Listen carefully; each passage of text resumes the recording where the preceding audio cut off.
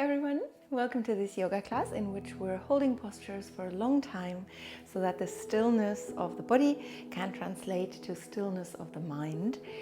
So just as Patanjali's Yoga Sutras say, yogas chitta vritti nirodha, and I can talk a bit more about that later. But first we'll come into a comfortable seated position. As always, that can be anything you want it to be. Use props in any way you want. Sometimes it's nice to have the hips higher so that it's not too much for you to sit up straight, because that is essentially what we want. Long spine, space for the lungs to expand, and we open the palms to the ceiling and bring the thumb and four fingertips together, and we stretch the remaining fingers away from us. That's something that's often forgotten. I see Indians do that without any kind of problem. And sometimes in the West I see that that's maybe because it isn't told, but we'll try as much as we can to stretch those fingers away from us. We'll close the eyes and we'll take a long breath in and slowly exhale through the mouth on a ha sound.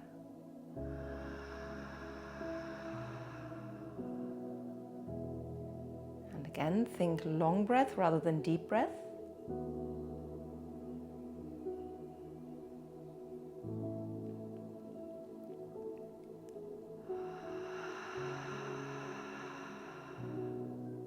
In your own time.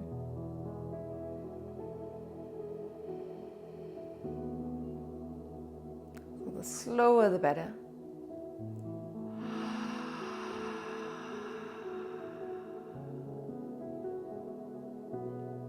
And then we breathe in and out on a ha sound.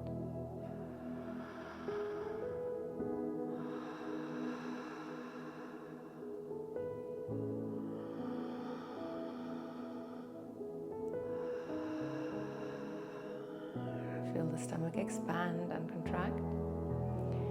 And slowly, while still breathing on that ha sound, close your mouth.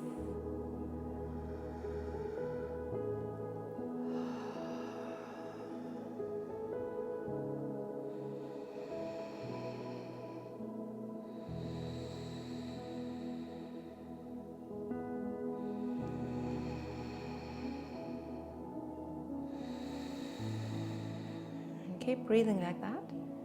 With that, what it is really is the constriction in the back of the throat, your epiglottis and your vocal cords. And that's your Ujjayi breath, your victorious breath. And a little bit longer like that, just in and out, trying to be as calm and relaxed and soft with the breath as you were before. Just feeling and hearing this sound, this constriction adds a little bit of friction. That friction causes the sound and also more warmth. And then we relax the breath, we relax the hands, just bringing the palms onto the knees. We drop our left ear to the left shoulder, and just hang out here. No need to add anything, but if you wanted to, you could walk your right hand away from you and bring the left hand onto the head. Again, not necessary, up to you.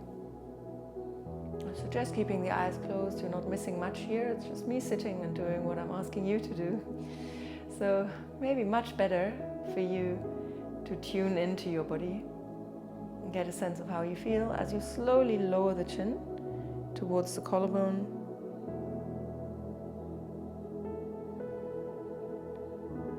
And soften your jaw, soften the shoulders. Bring the chin over towards your shoulder now.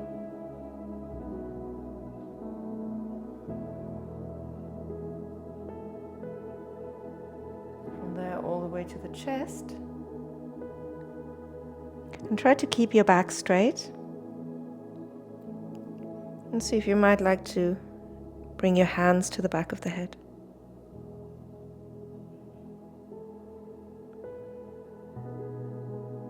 And the longer we stay, the more we're going to feel in the body. That's a combination of course, these the stretch increasing, intensifying, but also our awareness is becoming a little bit sharper.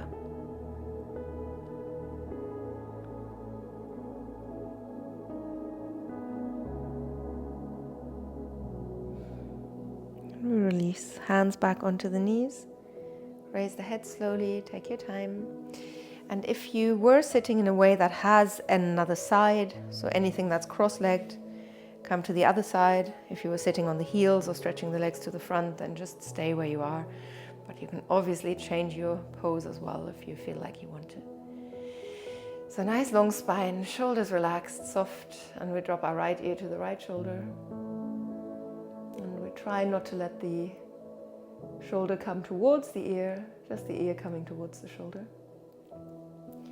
From here you might want to walk that left hand away from you and bring the right hand onto the head. Go for it. But hands on the knees is just as fine.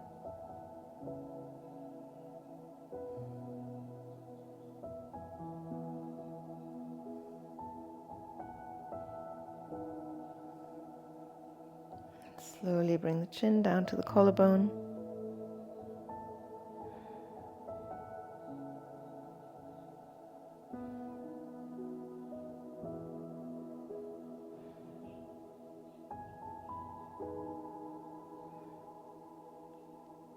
From there, chin slowly goes over towards the right shoulder.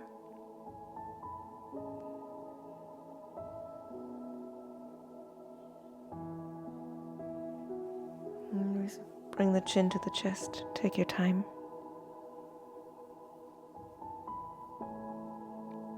Shoulders come forwards. And the back presses towards the back. Arms go to the front. We'll walk the fingertips forwards. Then reach both arms and fingertips towards the front at the same time. Arms to the sides and onto the ground with the hands, and we straighten the spine but tip forwards from there. And then from here, hands, our right hand next to the hip, we'll raise the arm, left arm, look up to the ceiling. So open the eyes now and stretch up. Eyes can close again. Check that the head is comfortable, the neck is comfortable. And breathe into the left side of the body.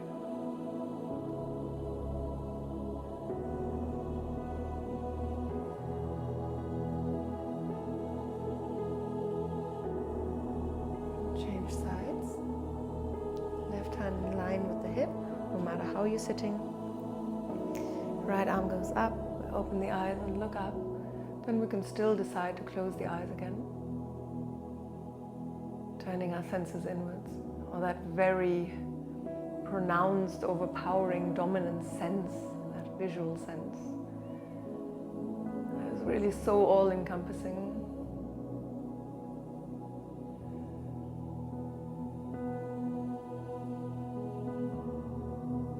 Release. Left hand onto the right knee. Right hand behind you or onto the left waist, and if behind you, really close to your buttocks, not far away, so that the spine stays long as you twist.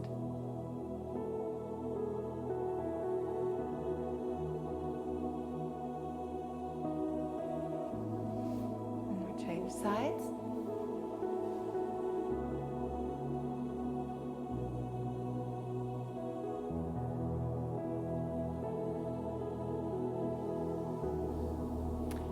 We release and bring the legs to the back and the hands to the front.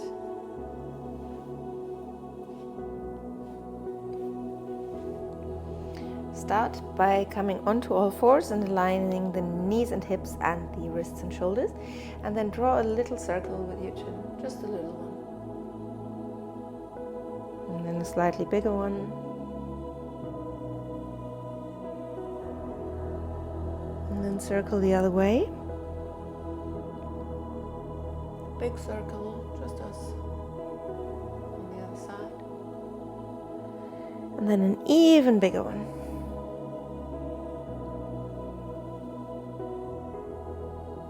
And you drop the head, round the back, press the tailbone forwards, shift forwards and hold, shift back and hold. Walking the hands a little bit further forwards, tucking the toes under, coming forwards and back.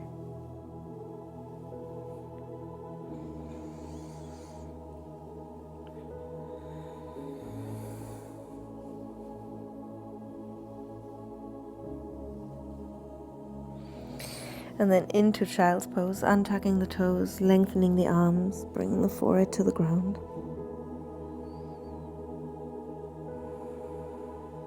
Hips rock gently from side to side. And then from here, round your back, come back up, and this time the hands back into their original position. We're going to tuck the right toes under and bring the whole of the foot onto the ground. With that, your knee goes up, and we use the right hand to press the knee to the back, and we sink the hips further and further to the back. Don't worry how far you're going. If you can go all the way here and it feels nice, go for it.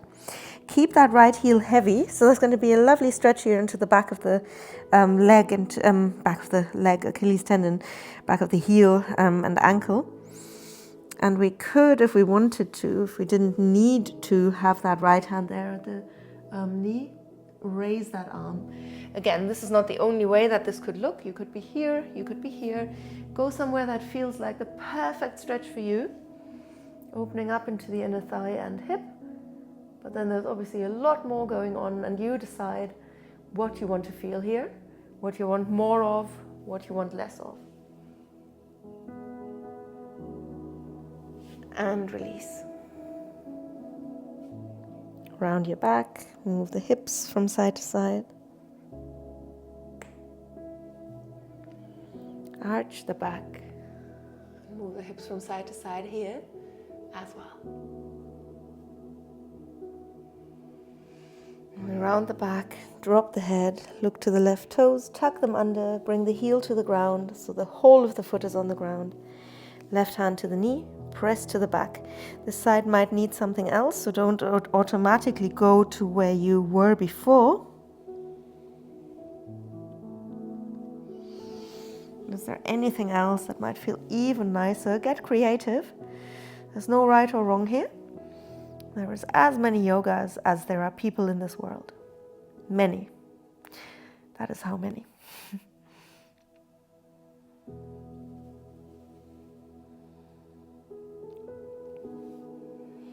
So I always liken this to the paths that get you to the peak of a mountain. And there might be one path that everyone is walking, but that's by no means the only path. If you decide to free solo your way up a mountain, then, go for it. You'll also not be the only one. When we come back up onto all fours, round the back, drop the head, move the hips gently from side to side, slow motion here if you want, just to let yourself feel what it is you're feeling. So even in movements, we can be very aware, but the longer we stay, the more aware we can become, the more we'll get to know our body and what is going on. Breathe in and arch, raising the head.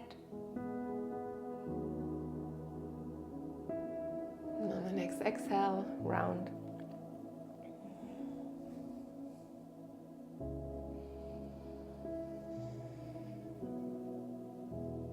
Keep arching and rounding in unison with the breath.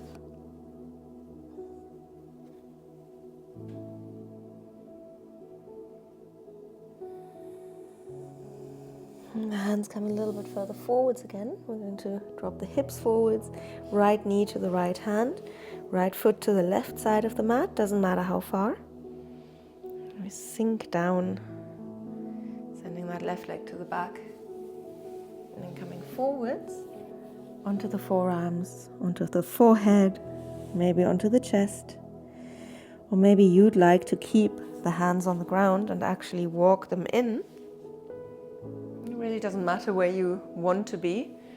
You should go where is most comfortable for you and make sure that you're not raising that left hip too much. So try and gently press it down, even if that means the right hip comes up. And that's what we want. Hips aligned. And the eyes can close.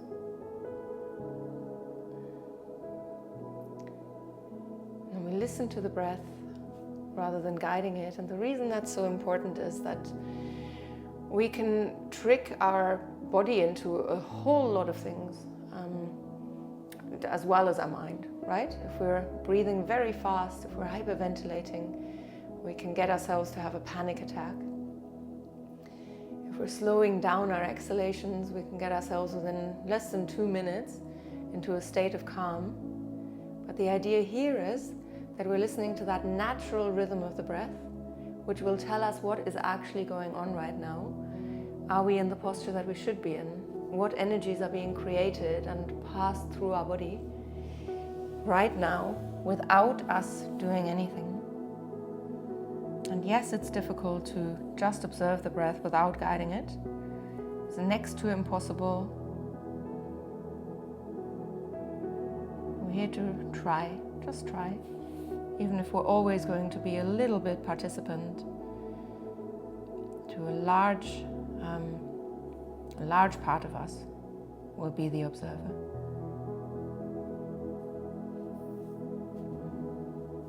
Now, if you're on the forearms, you can stay on the forearms. You might have to come up a little bit. Hands go to the right, or forearms go to the right. And we look beyond the right shoulder into the back of the room.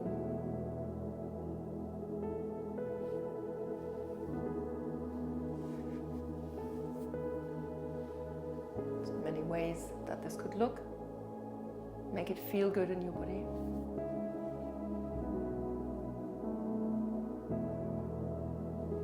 No matter how high or low, there's a little twist. And then we come back to the front and we'll push ourselves back up. Hands can stay further forwards than the shoulders because we're obviously coming to the other side. Left knee to the left side of the mat, to the left hand. Left foot to the right side. Don't force anything here. If that foot goes towards your pubic bone, let it. If it's close to the hip, that's also fine. No right or wrong place for it to be. Just us tuning into what the body needs, and chances are that your breath will deteriorate if you've overdone it. So just let the breath be, observe it. Decide if you want to be high or come down onto the forearms, onto the forehead, onto the chest.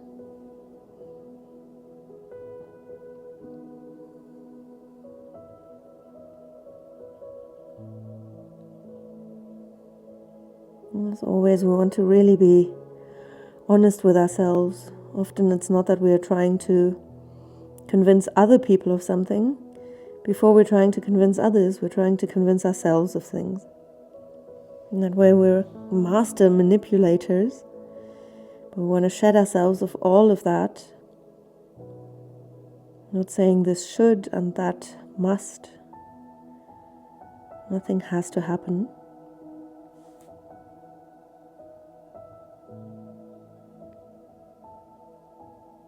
We're not letting the ego manipulate us. The body knows best. And the body is the best guru.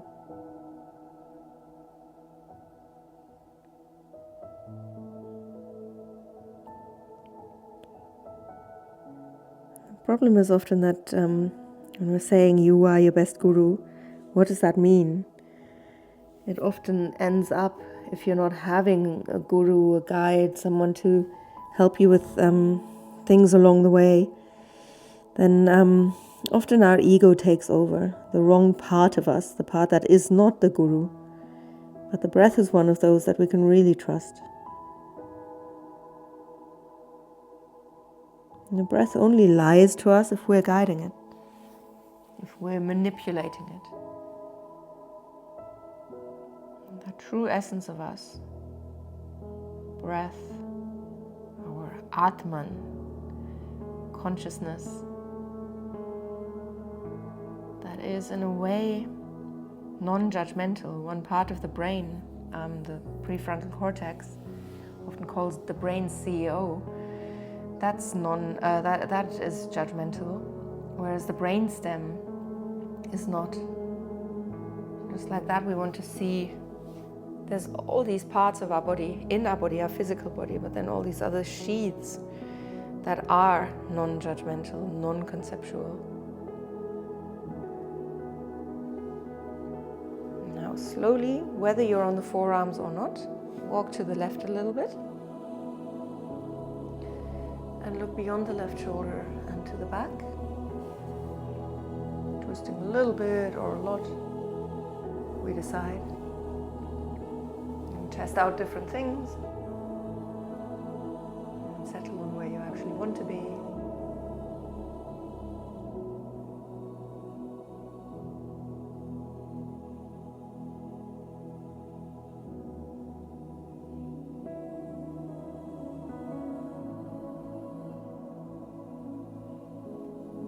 Slowly come to the front again. And we bring that left leg to the back. Round your back. Move the hips as we did before. And come into child's pose. Long arms.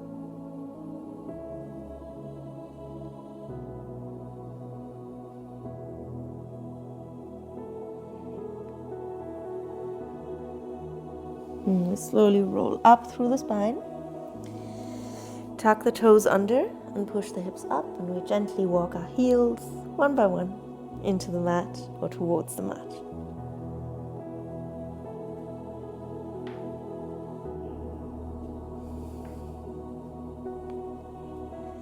We raise the right leg, raise it high, point the toes, move into the toes and ankle,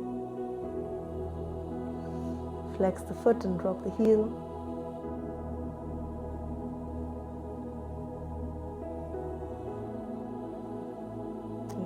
Step to the front, drop your left knee and sink down. Hips go down and to the front. We look to the front, we release the hands and we raise them.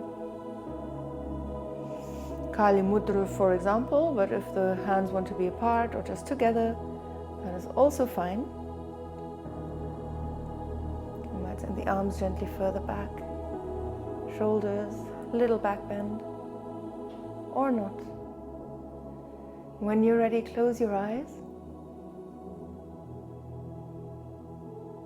and keep them closed.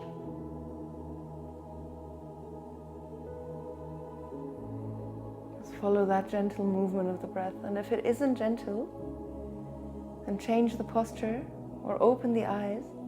Change something, a little thing about what you're doing here. And notice if that changes the breath and lets it come back to its calm equilibrium. We want to stay in a posture that's good for us. The longer we stay, the more intense the effect on the brain. The more aware we are, the more we're in control. Not just of this moment, but therefore also of life. If we manage to be aware every single moment of our life, we are fully in control also of the architecture of the brain.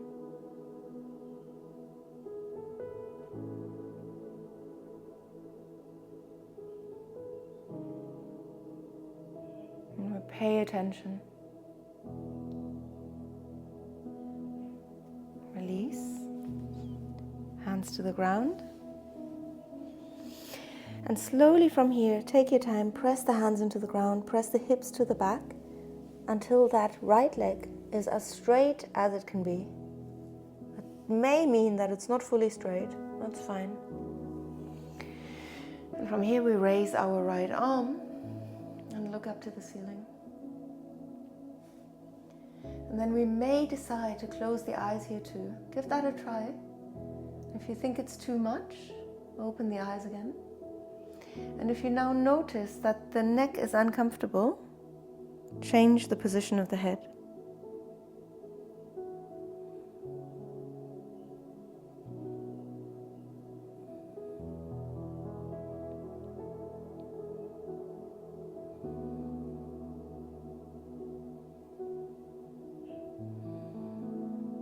And feel your breath. Don't guide the breath. Let the breath be your guide.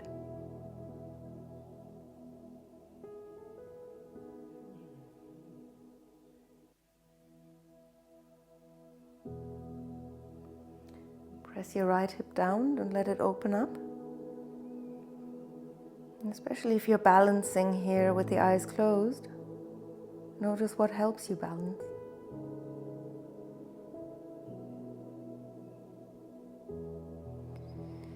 And we slowly release. The eyes can open for this. We guide our right foot to the left side and drop the knee.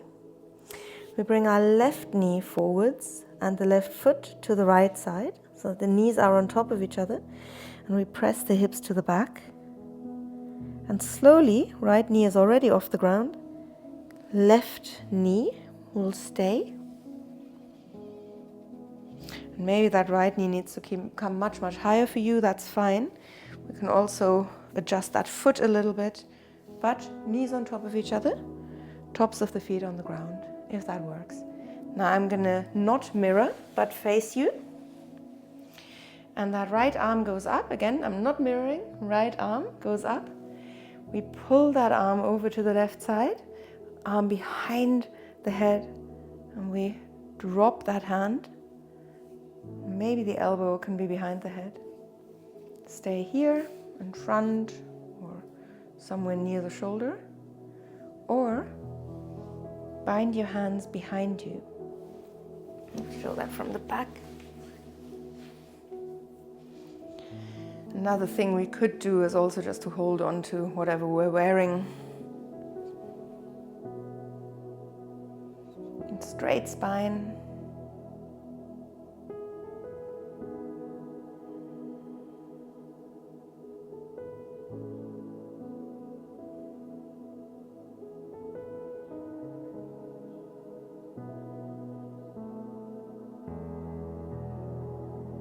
Now check on your jaw. Have we inadvertently clenched? Can we smile a little smile?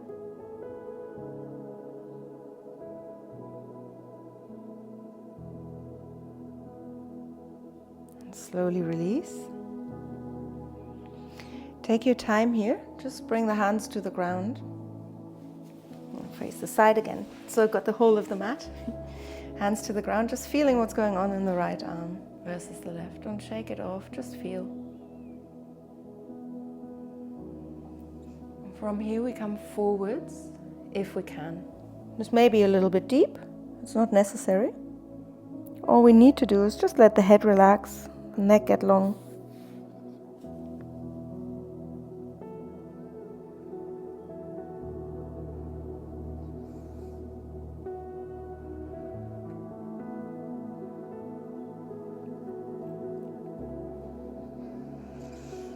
And then hands walk forwards, hips go up. That right knee comes back onto the ground. Bring that left leg a little bit further back, right leg to the front, and then to the back from here. We may have to adjust that left knee, bring it back a little bit further under that left shoulder. No, not the left shoulder, the left hip. And then that left arm goes up as well. Now let's close the eyes here. Dandayam Bharmanasana, that balancing tabletop. If it's too much to close the eyes, please don't worry. Just check if you can.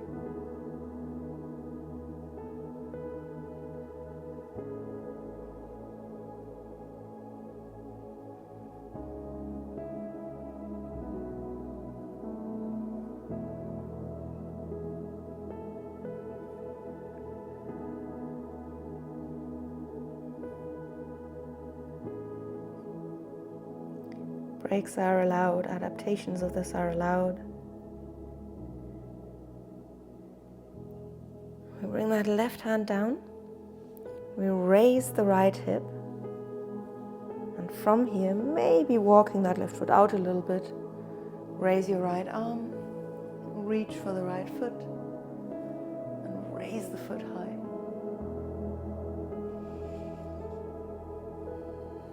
And we look up. Would prefer to look down for the neck or for balance.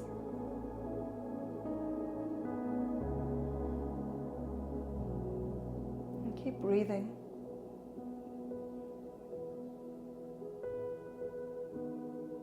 And lots of variations here. The left foot could come further out. The right knee doesn't have to be high. The right heel could go to your buttocks.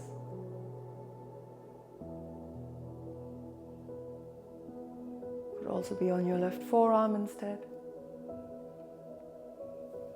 And release.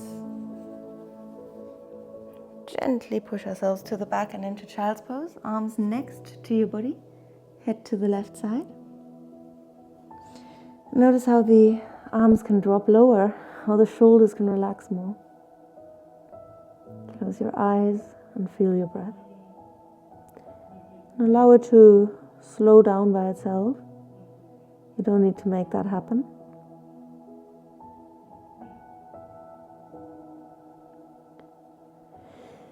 And then we turn the head to the right side.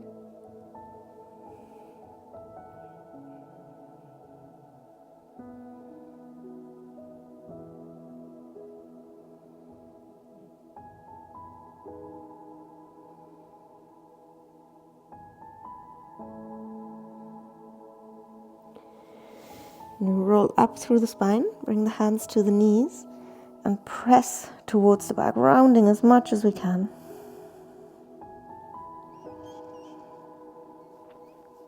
And on exhale, we make this even deeper.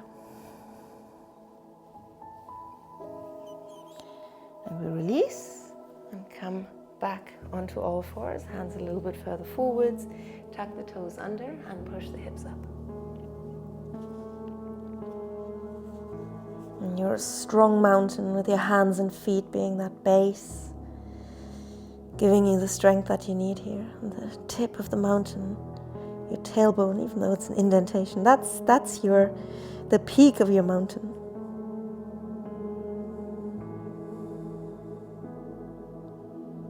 And we breathe in and raise the left leg, pointing the toes, and also moving into the toes and ankle. Flex the foot, drop the heel. Careful what's behind you.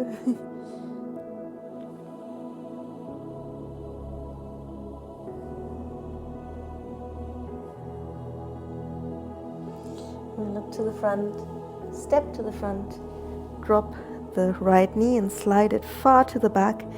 Drop the hips. Get comfortable. Nice and slowly. Find your balance here. Keep the eyes open until you feel that you can close them. Arms up if possible, if comfortable.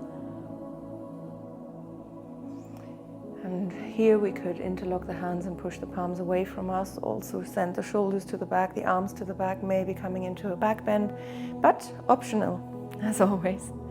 Everything is what you want it to be, as long as it's good for your body. And then I want you to prioritize closing the eyes. So if that means that the hands need to come down to the ground, let them come down to the ground. I want you to just get a sense of your body, your perception of all the sensory impressions minus that visual sense. Because it's so overpowering, we use it all the time. It's currently dark outside. And if I didn't have light, then I'd be sleeping right now. Or at least my eyes would be closed. Yes, there were candles back in the day. But fact remains that because of our very evolved world, we use our eyes much more than we used to. And in many ways also very differently. You know, who of us can even look? You don't have to live in London like me. We don't look far into the distance as we used to. So our eyes are not used to that. It's just different. We're using the eyes differently. Give them a little break, a little rest. And let your proprioception, your equilibrioception, that vestibular sense of gravity take over. And your interoception as well, right? If the eyes are open, then you pay more attention to what's going on around you. If the eyes are closed, you'll pay more attention to what's going on inside of you.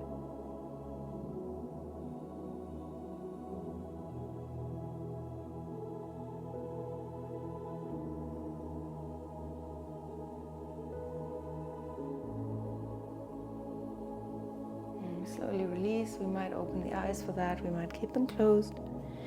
And take your time. Don't rush. Even though you know what the next asana is, don't rush. You've got time. Hips slowly go up and push to the back. Hands walk along with you. For some of us, the hands might need to be on that left leg, or we're just keeping that left leg really bent rather than straightening it all the way. That's all fine. And then from here, hip stays down. We raise the left arm, we look up to the ceiling. And we close the eyes. Is that comfortable or not? Does the neck want something else? Can the eyes stay closed, or do they need to open in order for you to be stable here? And if you're unsure, then listen to your breath. Let your breath tell you everything you need to know about this pose.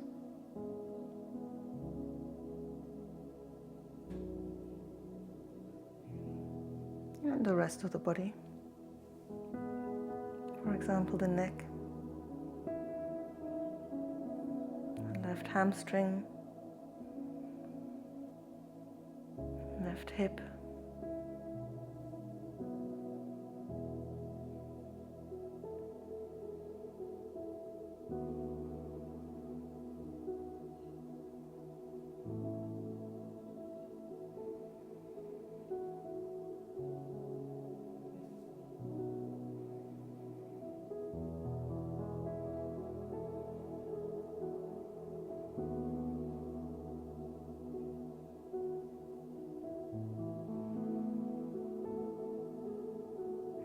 slowly open the eyes and release. Sliding that left foot to the right side, top of the foot comes to the ground, and then that left knee drops, right knee goes forwards, right foot goes to the left side. And then once the knees are on top of each other and the feet are out so that there's space for your buttocks, push to the back, let that left knee rise, right knee stays on the ground. Pushing back as far as you can, adjusting the feet if you need to.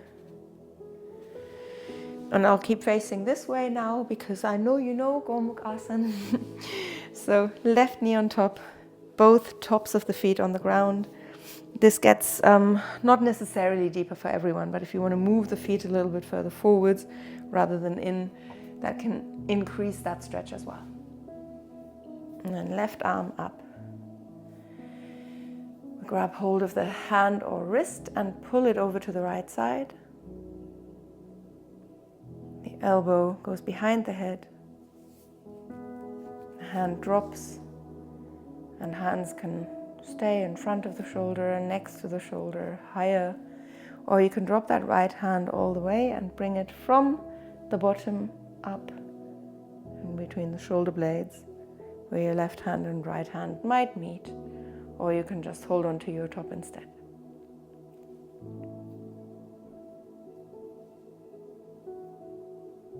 Close the eyes.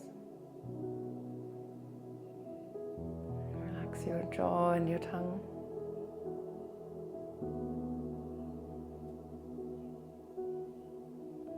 And feel a general softness come over you, especially where you're stretching. How we're allowing prana to flow freely through the body, removing blockages and breathing properly. And that breathing properly, we don't need to make that happen. Again, the breath has taken over. It is the real teacher.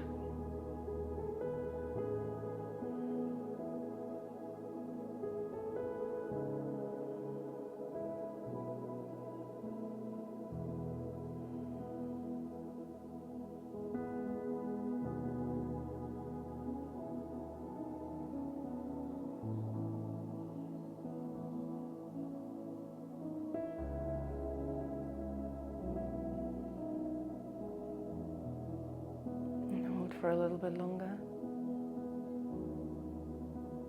And don't shy away from really noticing what it is you're feeling.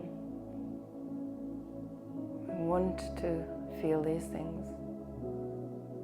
increase that sense of interoception.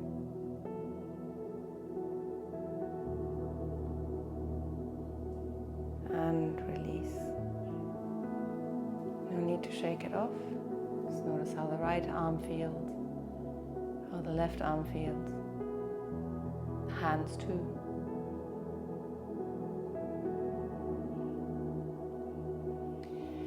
And from here we drop forwards a little bit. May just be the head, might be the shoulders, a little rounding in the back. Maybe that you're coming far further forwards and can even bring the forearms to the ground. But how far we go is neither here nor there. It just needs to be right for you.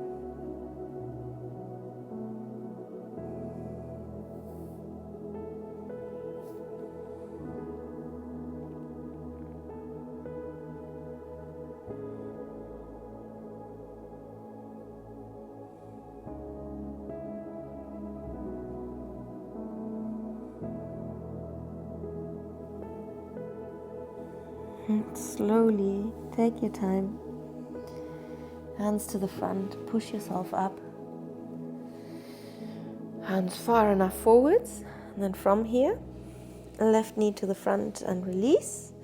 Right foot further to the right. That right knee goes out a little bit as well, but could be further in because that makes this easier now. Raising the left arm and raising the left leg.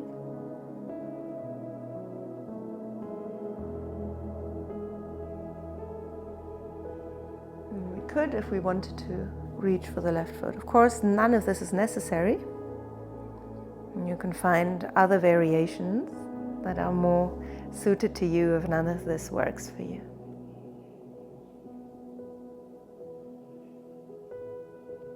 Same goes for your gaze. And drishti is as much where you're looking as where you're not looking.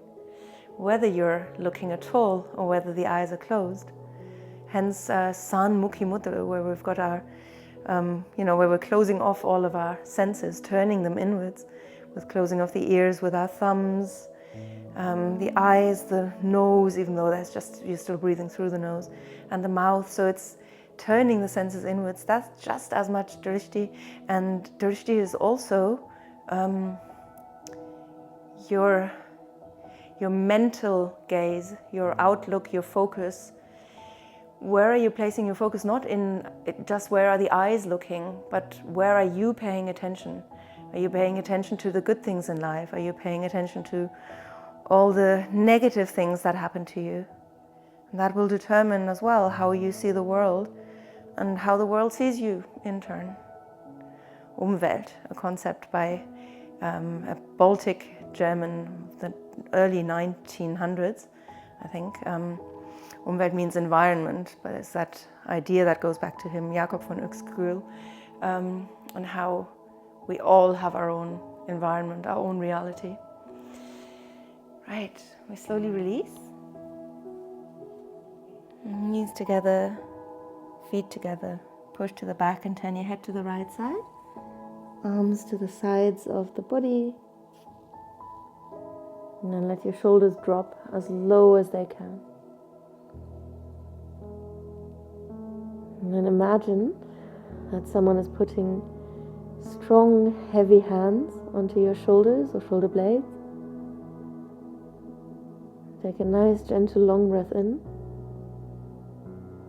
As you slowly breathe out, imagine those hands getting heavier on you.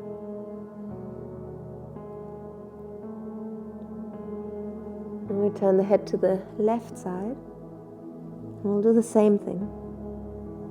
Hands still there, nice, soft, heavy hands.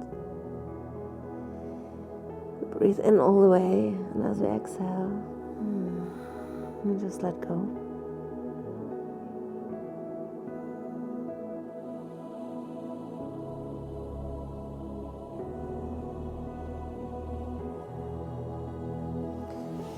We roll up through the spine, hands back onto the knees, and as before, we round our back.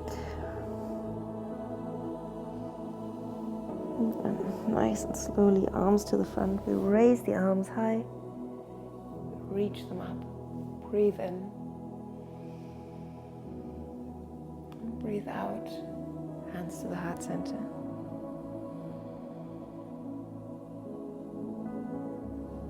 And come back onto all fours, hands further forwards into Parvatasana or mountain pose.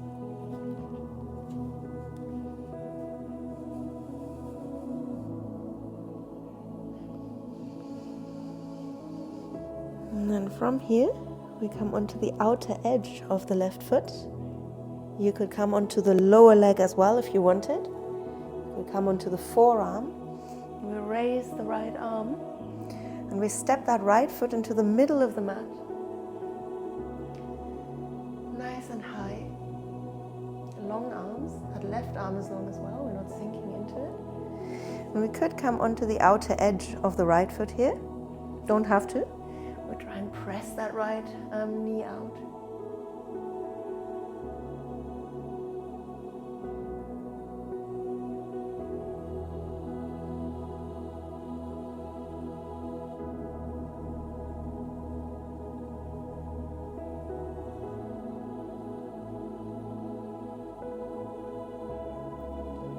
Right hand to that knee, we press the knee out and we sink the hips down.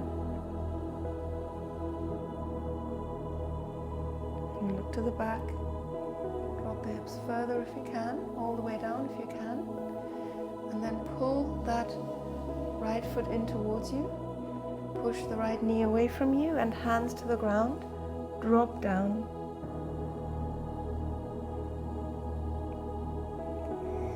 If you're still much higher, that's fine, of course. Just feel that stretch into your hip.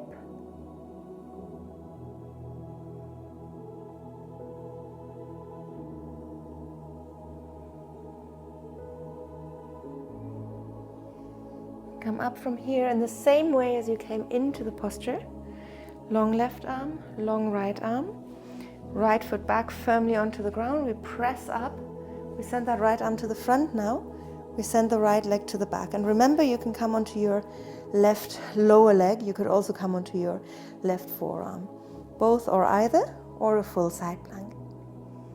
Side planks, as I'm sure I've said before, many of them are named after the rishis, the Supta rishis, the first of the sages that learned yoga. And as that, they were very wise and they definitely would have chosen the right asana for them. Come into a plank.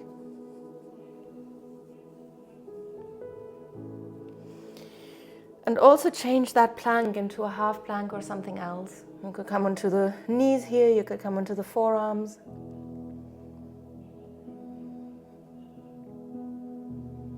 Again, don't force anything. Listen to the breath. Let it be your guide.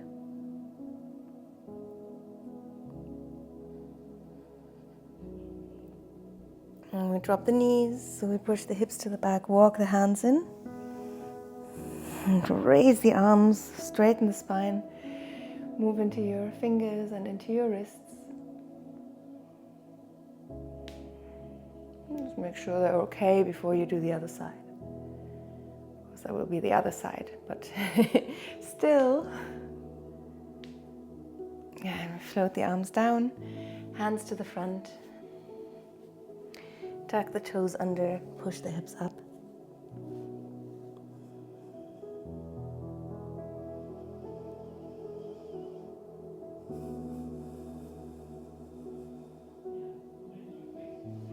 And then from here, onto the outer edge of the right foot. Again, you may decide to bring the lower leg onto the ground already. Left foot to the front. Left arm goes up. Oh, and when I say left foot to the front, into the middle of the mat.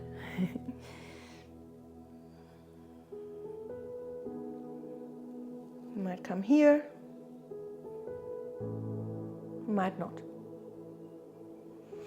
You might decide that you're better off on your forearm.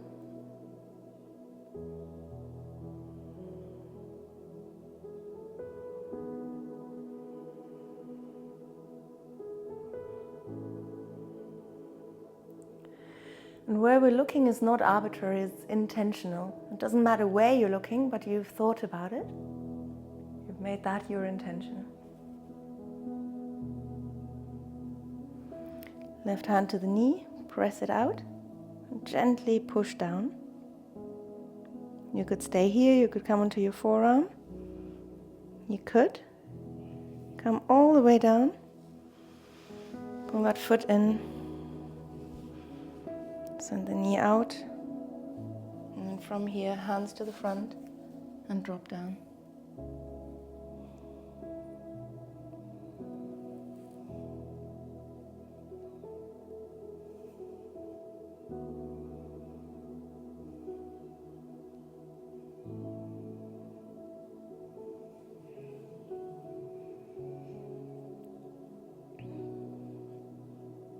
And keep remembering the breath will tell you what you need to know. Not everything, not the lottery numbers, but a lot about your body. Coming back up and back to where we came from. Foot onto the ground, pushing yourself up. This time left arm goes to the front. We may decide to come into a half side plank onto the right lower leg or onto the right forearm.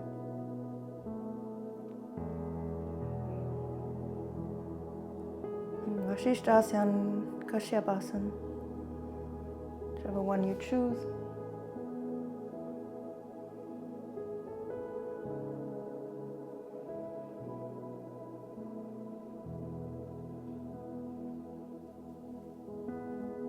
Come into a plank.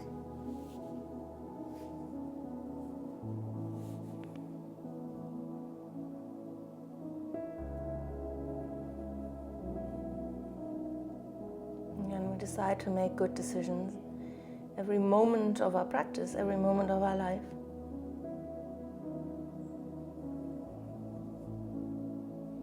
And push the hips up, walk the feet to the front. Shake off your hands, shoulders, arms, and drop down, rock side to side.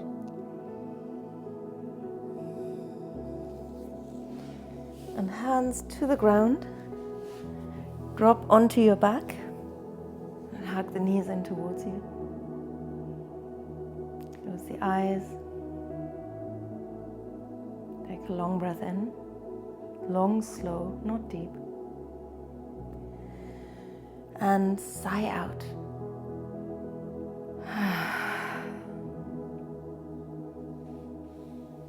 Make your way into happy baby.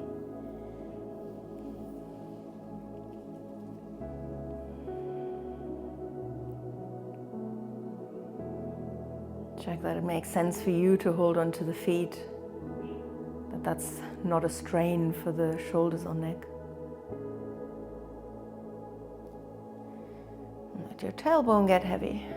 You want the length of the spine to relax parallel to the ground.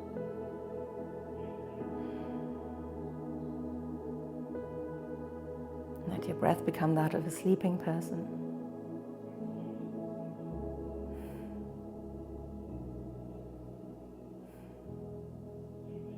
And notice that 2 counts on the inhale, 1 count on the exhale. Is that ratio, that rhythm.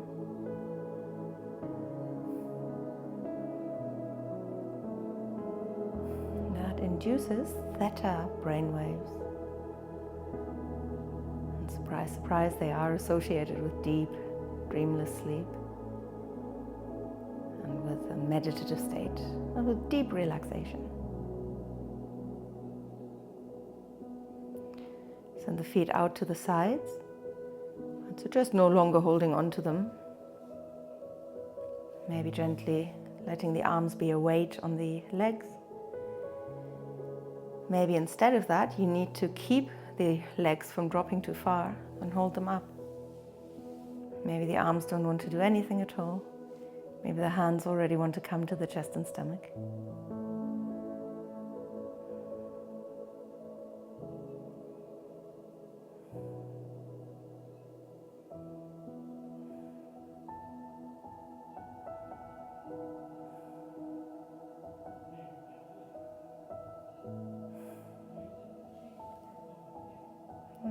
Stay a little bit longer here with the legs stretched out to the sides, but we raise the arms.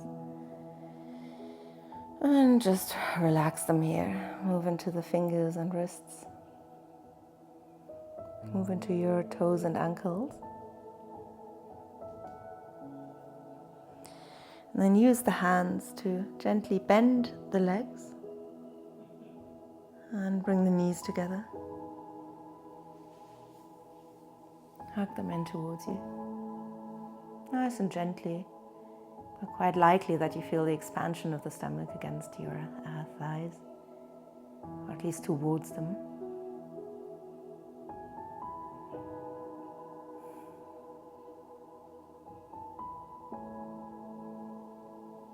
And come into our favorite variation of Markatasana. In any way you like, guide that right hip over to the left side so that you're twisting. Any way you like. Legs intertwined or both straight, both bent. One straight, one bent.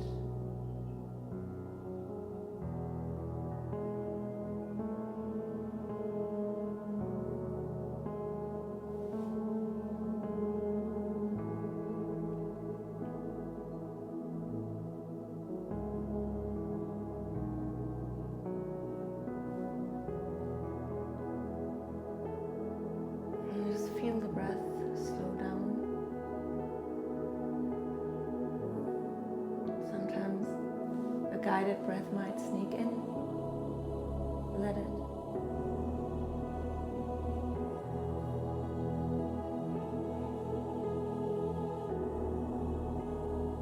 And mostly just be aware.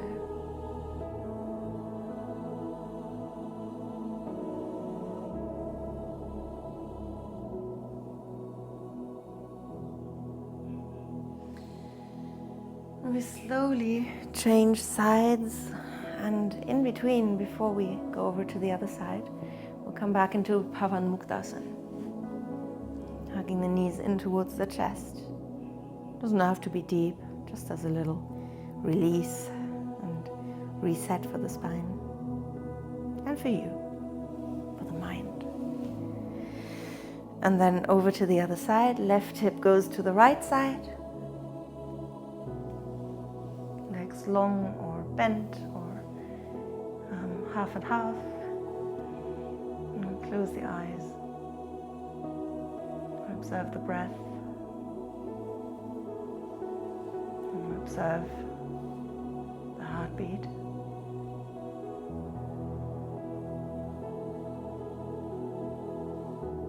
And these vrittis, these mental fluctuations, are so many things. On the surface, you might think it's just mind wandering, right? And it is. When we think more and more about it, it's whatever else comes with that as well. It's every thought we've ever had and the imprint that it has left on the brain, the way that we're judging everything based on concepts that we have, that our brain has developed over a long lifetime. From ever since we were a child, and we may have been told if we're throwing toys out or if we're shouting or whatever it is as a baby, when there may not have been any judgment behind it.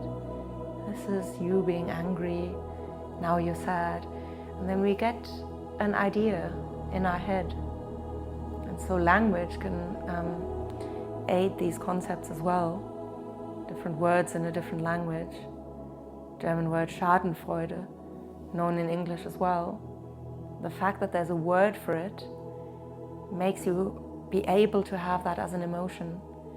And what we're trying to do is rid ourselves of all these vrittis, these concepts, stereotypes, unconscious biases, the way that we're judging situations, not for what they are, but what our memories of similar situations were. What does anything and everything trigger in us? Because everything triggers something in us. Music, for example, will always remind us of something if we know it. And sometimes we're aware, sometimes we're not. So awareness is the key to letting go of these vrittis, sitting with them, not judging them, That's what yoga's Chitta Vritta Nirodha means. And we slowly roll onto the back and back into Pavanmukhtasana.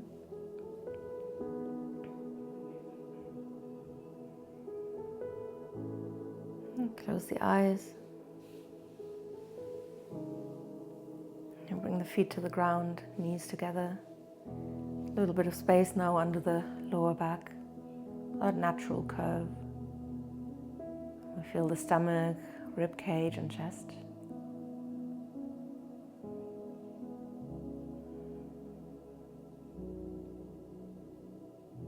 And we breathe gentle breaths in and out. In through the nose and out through the nose.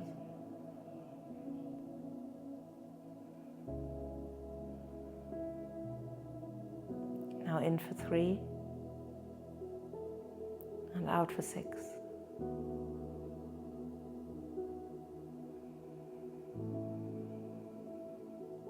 We increase that stretch into the lower back, or I should say compression, by bringing the soles of the feet together and dropping the knees to the sides. And that sleeping bound angle. Supta, Baddha. Supta, often also called reclined, whatever you want to call it really. Allow the arms to drop as well.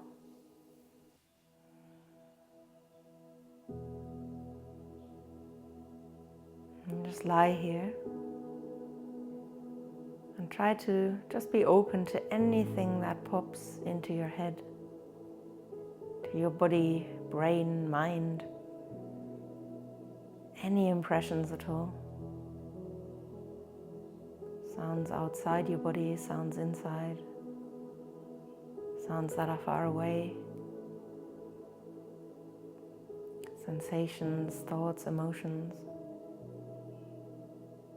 We'll lie here in stillness,